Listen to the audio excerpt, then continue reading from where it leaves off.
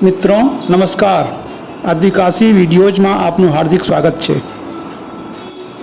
आज आषाढ़ सुद बीज है, रथ यात्रा नो मंगल दिवस।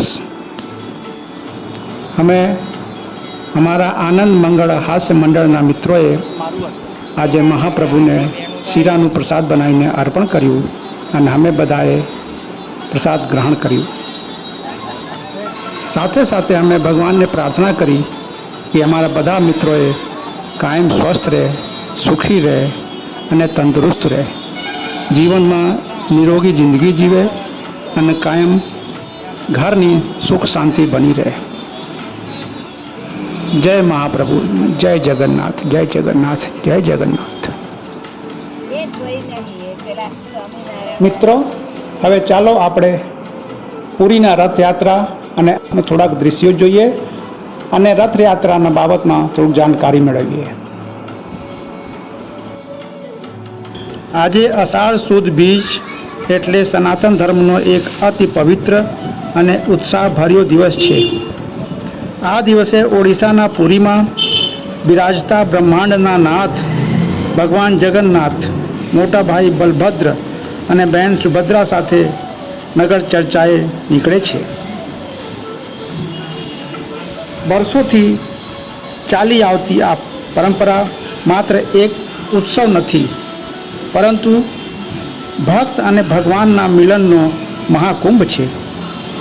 જ્યારે ભગવાન પોતે પોતાના ગર્ભગૃહમાંથી બહાર આવીને સામાન્ય માણસને દર્શન આપવા સામે ચાલીને આવે છે, ત્યારે ભક્તિનું જે ઘોડાપૂર ઉમટે છે તેની અનુભૂતિ અદ્ભુત છે। ભગવાન જગન્નાથની મૂર્તિઓ અપૂર્ણ દેખાય છે। તેમના હાથ પગ પૂરા બનેલા નથી અને આંખો ખૂબ મોટી છે। આ સ્વરૂપ પાછળ એક અત્યંત રસપ્રદ પૌરાણિક કથા જોડાયેલી છે। આ કથા અનુસાર માલવા પ્રદેશના પરમ વિષ્ણુ ભક્ત રાજા ઇન્દ્રદ્યુમ્નને ભગવાન જગન્નાથનું મંદિર બનાવવાની પ્રેરણા મળી। ભગવાને તેમના સ્વપ્નમાં આવીને જણાવ્યું કે સમુદ્રમાં તરતું એક વિશેષ લાકડાનું પાટિયું મળશે, જેમાંથી મૂર્તિનું નિર્માણ કરવાનું રહેશે। રાજાને એ લાકડું મળી ગયું, પણ નગરમાં કોઈ એવો શિલ્પી નહોતો કે જે તેમાંથી ભગવાનની મૂર્તિ બનાવી શકે। તે જ સમયે સ્વયં દેવશિલ્પી વિશ્વકર્માજીએ એક વૃદ્ધ સુતારનું રૂપ ધારણ કરીને પ્રગટ થયા। તેમણે રાજા સમક્ષ એક શરત મૂકી કે તેઓ 21 દિવસમાં બંધ બારણે મૂર્તિઓ તૈયાર કરશે અને તે દરમિયાન કોઈએ પણ ઓરડામાં દરવાજો ખોલવો નહીં। જો દરવાજો ખુલશે તો તેઓ કામ અધૂરું મૂકીને ચાલ્યા જશે। રાજાએ શરત સ્વીકારી અને બંધ રૂમમાં મૂર્તિ બનવાનું શરૂ થઈ ગયું। દિવસો વીતતા ગયા, તે મંદિરથી આવતા ટકોરાનો અવાજ ધીમું થતો ગયો।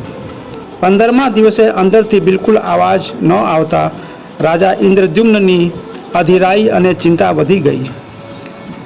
રાણી ગુંડીચાના આગ્રહવશ રાજાએ શરત ભંગ કરીને ઓરડાનો દરવાજો ખોલી નાખ્યો। દરવાજો ખુલતાની સાથે જ વૃદ્ધ સુતારના રૂપમાં રહેલા વિશ્વકર્માજીએ અદૃશ્ય થઈ ગયા અને અંદર ભગવાન જગન્નાથ, બલભદ્ર અને સુભદ્રાજીની અડધી બનેલી મૂર્તિઓ રહી ગઈ। રાજા પોતાની ભૂલ પર અત્યંત પશ્ચાતાપ કરવા લાગ્યા। ત્યારે ભગવાને આકાશવાણી દ્વારા જણાવ્યું કે હે રાજા, તું શોક ન કર, હું આજ સંપૂર્ણ સ્વરૂપે પૃથ્વી પર બિરાજમાન થવા માંગુ છું, જેથી ભક્તોને સંદેશ આપી શકું કે વાહ સુંદરતા કરતાં મનની શુદ્ધતા અને વ્યક્તિ મહત્વની છે। ત્યારથી જ આજ દી સુધી ભગવાન જગન્નાથ આ જ સ્વરૂપે પુરીમાં પૂજાય છે। પુરીની રથયાત્રા માટે દર વર્ષે નવા રથોનું નિર્માણ કરવામાં આવે છે, જે પોતાની રીતે એક સ્થાપત્ય કળાનો નમૂનો છે. આ રથ બનાવવાની પ્રક્રિયા વૈશાખ સુદ બીજ એટલે કે અક્ષય તૃતીયાના પવિત્ર દિવસથી થાય છે. રથ બનાવવા માટે વિશેષ જંગલોમાંથી લીમડા અને ફાંસીના પવિત્ર લાકડા લાવવામાં આવે છે. ત્રણેય રથોના કદ અને રંગ અલગ અલગ હોય છે. પહેલો રથ નંદીઘોષ ભગવાન જગન્નાથજીનો રથ, જેની ઊંચાઈ અંદાજે 45 ફૂટ હોય છે. તેમાં 16 પૈડા હોય છે અને તેનો રંગ પીળો તથા લાલ હોય છે. બીજો રથ તાલધ્વજ ભગવાન બલભદ્રનો રથ છે. આ રથની ઊંચાઈ અંદાજે 44 ફૂટ હોય છે. તેમાં 14 પૈડા હોય છે અને તેનો રંગ લીલો તથા લાલ હોય છે.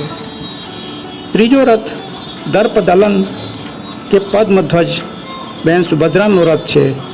આ રથની ઊંચાઈ અંદાજે 43 ફૂટ હોય છે. તેમાં 12 પૈડા હોય છે અને તેનો રંગ કાળો તથા લાલ હોય છે. આ સમગ્ર રથના નિર્માણમાં ક્યાંય પણ લોખંડના ખીલા કે પટ્ટીઓનો ઉપયોગ થતો નથી. આખું માળખું લાકડાની ગિલ્લીએ અને સાંધાની મજબૂતાઈથી જોડવામાં આવે છે. આ રથયાત્રા મુખ્ય મંદિર, જેને શ્રી મંદિર કહેવામાં આવે છે, થી આશરે 3 કિલોમીટર દૂર આવેલા ગુંડીચા મંદિર, જે ભગવાનનું માસીનું ઘર કહેવાય છે, તરફ આગળ વધે છે. ભગવાન આગામી 9 દિવસ સુધી માસીના ઘરે રોકાય છે, જ્યાં તેમને વિવિધ પ્રકારના સ્વાદિષ્ટ ભોગ અને પીઠા, ઓડિશાની વિશેષ મીઠાઈ ધરવામાં આવે છે. 9 દિવસના મુકામ બાદ આષાઢ સુદ 10મા દિવસે ભગવાન પુનઃ પોતાના મુખ્ય મંદિર તરફ પ્રયાણ કરે છે, જેને બહુડા યાત્રા અથવા વળતી રથયાત્રા કહેવામાં આવે છે.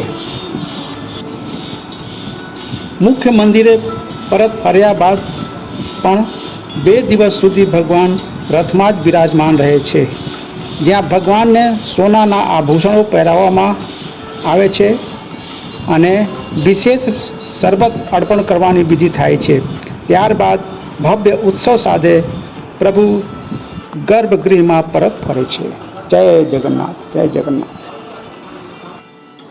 મિત્રો, જો તમને ક્યારેક આ ભવ્ય રથયાત્રા નિહાળવાનો અવસર મળે તો જરૂરથી તેનો અનુભવ કરજો.